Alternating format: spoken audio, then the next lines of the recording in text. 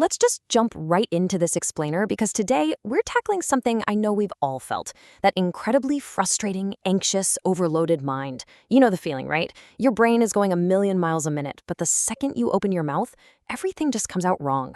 Well, we're going to look at some amazing source materials from online astrology forums all the way to peer-reviewed cognitive science to see exactly how humanity diagnoses and, more importantly, solves this mental traffic jam. To get there, here's our roadmap.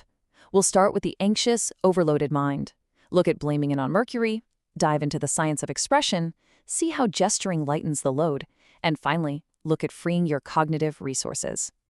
Section 1, the anxious, overloaded mind. So let's start with a feeling that is just universally relatable, that sudden, intense communication breakdown. Picture this. You're in a meeting, or maybe out at a party, and you hit this moment of intense social hypervigilance. You pick up on some tiny subtle cue, and boom, your brain kicks right into overdrive. You desperately want to articulate your thoughts, to connect, but it's like you hit an invisible brick wall. The words are right there, but the bridge between your brain and your mouth, totally washed out. Why does that actually happen? Actually, this remarkably honest quote from a Reddit user named BetterCap1127 in an astrology forum hits the nail on the head. They describe this chronic anxiety that ebbs and flows with external events, triggering a whole cascade of negative emotions about their self-image. And they say, my brain does move very quickly, and sometimes my mouth can't keep up. That is just such a visceral, perfect description, isn't it? When your thoughts are literally outrunning your speech, it completely amplifies that social anxiety. Section 2, blaming it on Mercury. So how do we historically make sense of this exact mental gridlock? Well, according to Astraved, a really fascinating way to frame this is through the Vedic astrology concept of a Mercury dosha. In this tradition, Mercury governs the mind, communication, and intellect. It's basically the neurological wiring of your consciousness. And when it's weak or afflicted in your chart, those signals get completely scrambled. You could have an intellectually brilliant person who suddenly finds their words tangling or their business deals falling apart. The source article actually paints this amazing picture, comparing it to having a Ferrari engine, but with rusty pistons.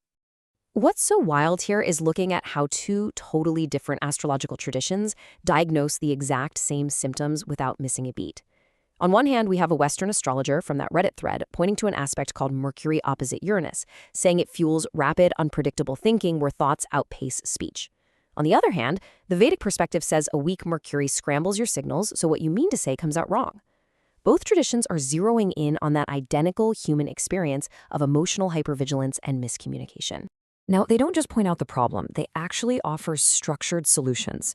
Whether you're looking at fast-acting Vedic temple remedies and homas, or the creative outlets suggested by Reddit astrologers like writing, crafting, or teaching, the goal is exactly the same. It's all about finding a really structured, active channel to ground that mental overdrive and rebuild trust in your own self-worth. Which brings us to Section 3, the science of expression. Let's completely shift gears and see how rigorous cognitive psychology tackles this identical issue. We are looking at a really fascinating peer-reviewed study from Psychological Science by researcher Susan Golden Meadow and her team. They asked a brilliant, everyday question.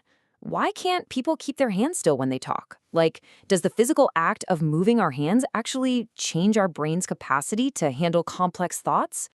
To figure this out, they designed an experiment to literally force a mental traffic jam. First, they gave kids and adults a list to memorize, words for the kids, letters for the adults. While holding all of that in their working memory, they had to explain how they solved a math problem. But here's the catch. Half the time, they could naturally gesture with their hands. The other half, they had to keep their hands totally flat on the table. Afterwards, they were asked to recall that original memory list. Section 4, gesturing lightens the load. And you know what? The results of this dual task experiment are absolutely incredible. Let's look at what the data tells us. The study's data shows that both children and adults remembered way more items from their lists when they were allowed to move their hands while explaining the math. The researchers meticulously coded every single gesture, like pointing to a number or sweeping a hand across an equation, and found a direct correlation to memory retention. Let's actually zoom in on the kids handling the really long, difficult word lists. When they were forced to keep their hands flat and still, they only remembered about 65% of the items. But when they could gesture naturally, that recall shot all the way up to 80%. That is a massive jump in working memory retention just from freeing up their hands. So, what does this all mean? The researchers concluded something profound. Speech and gesture actually form this synergistic, integrated system. By using a visuospatial format, like moving your hands, you are literally shifting cognitive load away from your verbal working memory and dumping it into your brain's motor gestural system. Basically, physical effort frees up cognitive resources. Expressing yourself physically lightens the load so your brain can process everything else without getting completely overwhelmed. Fraction 5. Freeing your cognitive resources. Okay, let's bring the whole shebang together. Here is what you should really take away from this explainer.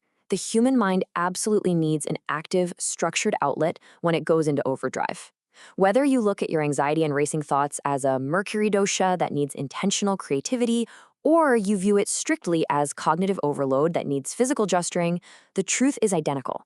Expression lightens the burden on your mind. Keeping your hands flat on the table or bottling it all up literally just makes the traffic jam worse. So, I'm going to leave you with this final thought.